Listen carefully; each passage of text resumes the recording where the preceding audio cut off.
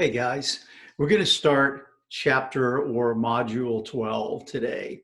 And what this module is about is something called the Cold War. Now, the Cold War is going to develop after World War II. Now, you can see the map behind me here. The big problem is what happens after World War II. Remember, at the beginning of World War II, we talked about these dictators in Europe, right? We talked about Mussolini in Italy and Hitler in Germany. We talked about the military dictatorship in Japan. We also talked about a guy in the Soviet Union, Joseph Stalin, a very murderous, brutal character. Well, during World War II, remember, he originally is on Hitler's side, right? They have a non-aggression pact, they buddy up.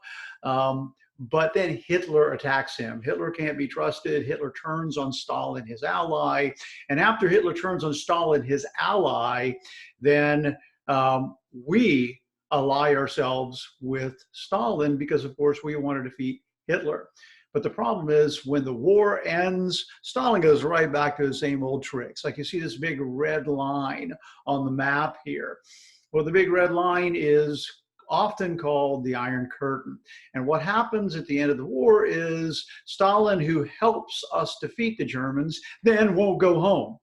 He won't let these countries get their freedom back. He won't let these countries establish democracies that are free to interact with other countries in the world.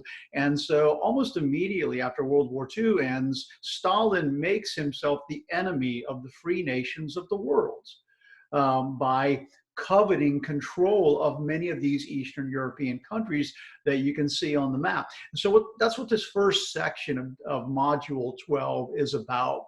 It's about how the West responds to the aggression of the Soviet Union at the end of World War II.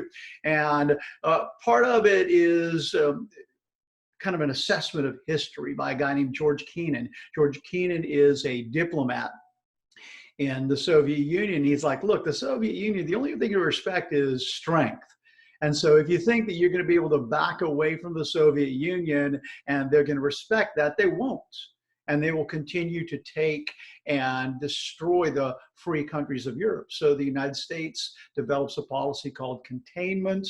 Out of that also comes something called the Truman Doctrine, where Harry Truman says, look, we're going to start standing up for countries that are threatened by these totalitarian powers of the Soviet Union. Then we also have to come up with a plan to help rebuild Europe, because remember, Europe is largely destroyed at the end of World War II, right? So that plan is going to be called the Marshall Plan, an effort to try to rebuild and help the European countries. Now, we offered this plan to all the European countries, including the Soviet Union, but they, of course, reject it because they don't want to be part of a free alliance of nations.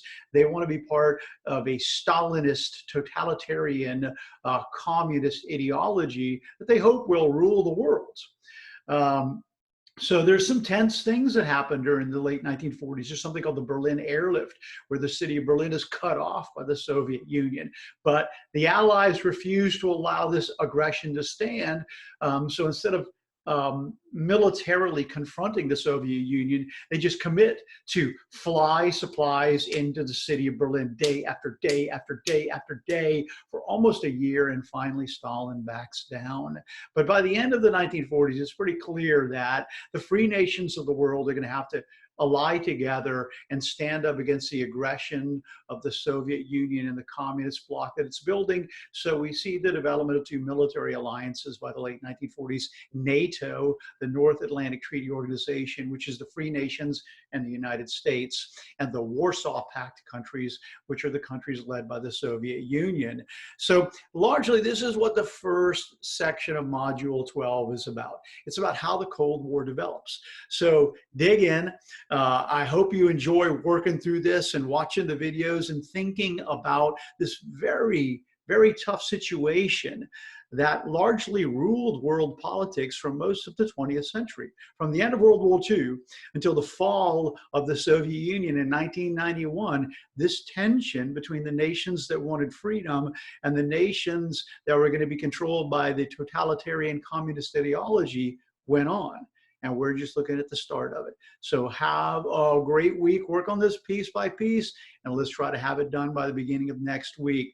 Take care, guys. I look forward to talking to you soon.